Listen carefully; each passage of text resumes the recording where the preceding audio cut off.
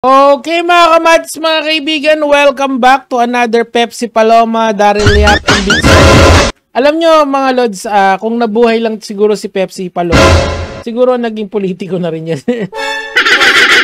Possible kasi kita mo si Mocha Uso, si Alma Moreno, and with all of this publicity coming around her, talagang meron talaga siyang media mileage even wala na siya sa mundo pero grabe talaga. What if nabuhay siya, di ba? Pero that's neither here nor there.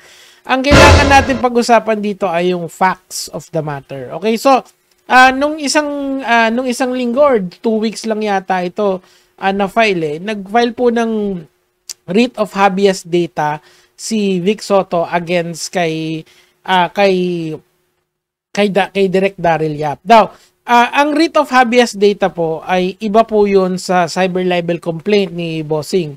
Etong writ of habeas data, ang sinasabi lang nito, tanggalin nyo yung mga materyales na, nakakasira sa reputasyon ng isang tao dahil hindi naman, dahil ito ay pribado, pribadong bagay na hindi naman ma-verify in public. Okay, so the court actually sided partially with Bossing dito. Ang sabi dito, dito ko nalang babasa. Order to delete and take down and remove the 26-second teaser video from online platforms and social media or any other media for having misused and collected data information by presenting conversation between two deceased individual which cannot be verified as having occurred. Okay, pero merong malaking but dyan The respondent, however, is allowed to proceed with the production and eventual release of the film, The R-Worder of Pepsi Paloma. So, meaning to say, mga kamads, mga kaibigan, tuloy po yung movie. Pero yung mismong clip kung saan tinawag na R-Worder si Pepsi Paloma ay tinanggal. Kasi nga, hindi naman ma-verify ngayon yun. Kasi nga, wala na si Pepsi at saka wala na si Charito Solis na kausap ni Pepsi nun. Okay, siguro second-hand account na lang yung nakuha ni Direk dito. Now, ang pinaka, nagustuhan ko dito actually sa decision na to ay sinabi din, hindi ko lang mahanap kung saan ko nakita yun Pero ang sinasabi ng korte dito, yung pinahintulutan na ituloy yung movie because ito ay collection of information na, ganito, let's put it simply. Si Direk Daryl ay nag-research ng sagad dito at ito yung conclusion na nakuha niya. So kaya pwede niyang ilabas yung kanyang movie na yon, 'di ba? So ang atin na lang, ang titingnan na lang natin kung meron bang magiging libelous material doon sa movie ni Direk Daryl. Now, it's another thing kung aaprubahan ba to ng MTRCB since alam nila na may cyber libel complaint. Kumbaga yung writ of habeas data, okay na sila doon. Okay? So, ngayon, mga kamatis, mga kaibigan, sa tingin ko kasi, meron pang nangyayaring parang meta fight dito Kumbaga, hindi lang korte yung naglalaban dito. It's also a battle of narratives. Kasi, it seems to me na etong pelikula ni Direk Daryl, nung binabasa ko yung mga lumabas sa media teka lang, hindi ko alam kung saan ko nakita yun, kung sa X ba kasi hindi lang ito yung nabasa ko meron din napapaloob din doon na yung movie ni Direk Daryl kasi had research. Kumausap siya ng mga tao, kumausap siya ng mga magulang, ng nanay, and yung mga accounts ng ibang tao that built this movie. So iilalaw siya ng korte na ituloy yung film. Ayan. 'Di ba? So, yung research panalo si Bossing doon sa clip kasi nga may libelous material doon, pero panalo si Direk Daryl dito doon sa research. Gets nyo? Mukhang nanaig yun and hindi mapipigilan ng korte na i-produce ito. So, ngayon, ang sinasabi kong meta fight to kasi nga may dalawang narratives kasi na naglalaban dito. Yung research ni Direk Daryl at saka yung narratives ng mga ng pro Soto. Kasi may pro Soto narrative eh. Yun talaga yung nangyayari. Ako kasi, in my opinion, ako kasi mas gusto kong sundan kunyari, yung lumabas na results ng court. Sabi sa court kasi, walang R-worder, walang mga R-worder, walang na R-word, di ba? And kung titingnan mo yung soft drinks beauty, yun din yung sinasabi nila. Now, I want you to watch this clip galing po kay Julius Babaw, and in-interview niya yung soft drinks beauty. Very interesting kasi ito eh. Para pakinggan natin. Si Shai ako nun, Shai. But that's not enough to say na meron siyang suicidal tendencies kung solo-solo lang siya.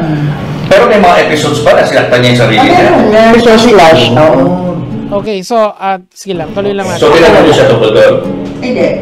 Okay, so, ang pinag-uusapan kasi nila dito, and very significant kasi yung usapan nila dito, yung about sa suicidal tendency ni Pepsi Paloma. Talagang finafront nila na si Pepsi daw ay may clinical depression. Let me be specific dyan. Kasi iba yung depression lang sa clinical depression. Okay, yung clinical depression, yun yung dinadiagnose ng mga psychiatrists. Okay, so I just wanna be clear there. Kasi nga, eto sa tingin ko, yung narrative na pinupush ng soft drinks beauty. And isa pa, meron din silang sinasabi dito na hindi daw talaga nangyari. As in, sinasabi nila yon categorically na hindi nangyari talaga yung R-worder. Okay? Kung bakit siya depressed, ang sabi dito is this ganito. Okay? Number one is meron daw siyang parang inggit kay Sarcy Emmanuel. Okay? And then, wala daw siyang work noon kasi nga bumagsak yung career ng soft drinks beauty after nung peak nila eh. Kasi nga ang nangyari, napalitan ng ibang mga beauties etong mga soft drinks beauty, di ba? So isang point dito kasi yon na gusto kong i-highlight kasi it seems to me na ito yung narrative na pinupush ngayon ng mga pro Soto na mga tao. Ako hindi ko naman masasabing pro Soto ako eh. Mas gusto ko lang sundan yung narrative na meron doon sa hindi narrative eh, facts yung sinusundan ko, yung nasa korte, yun, 'di ba? So kung sinabi doon na walang R-word na nangyari, yun yung papakinggan ko, 'di ba? Much the same as yung utos ng korte na i-take down yung trailer or yung teaser trailer ni Daryl Yap, 'di ba? Same lang yung idea doon. Pero dito kasi ang fino-float nila talaga dito, talagang walang nangyari. Wala talaga nangyaring R-word kay Pepsi. And ang nangyari lang daw is that yung kanilang si Tito Ray daw, yung kanilang manager would do everything para pag-usapan. Kumbaga, move lang yon for publicity purposes, 'di ba? Kasi grabe talaga yung publicity noon. I mean hanggang ngayon, buhay pa rin yung publicity na yon. And even to some extent mga kamatis, mga kaibigan, kaya ako nga nasabi nung simula eh, kung nabubuhay pa si Pepsi dito, pwede niyang i-leverage yun to probably a political career. Kasi nga, grabe.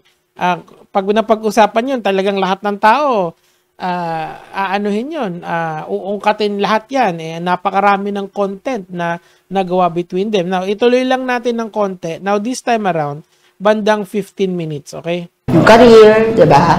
Tapos, financial. Isa yun sa mga mga naging causes ng depression niya. Yung career, di ba? Tapos, financial. Financial insecurity. So, ang pinopoint ko rito mga Lods, kasi it seems to me na yun yung narrative na pinupush ng soft drinks beauty.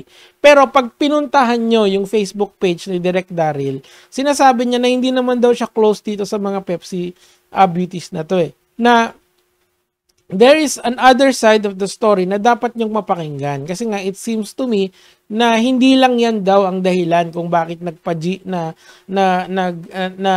self-harm at winakasan ni Pepsi Paloma yung buhay niya.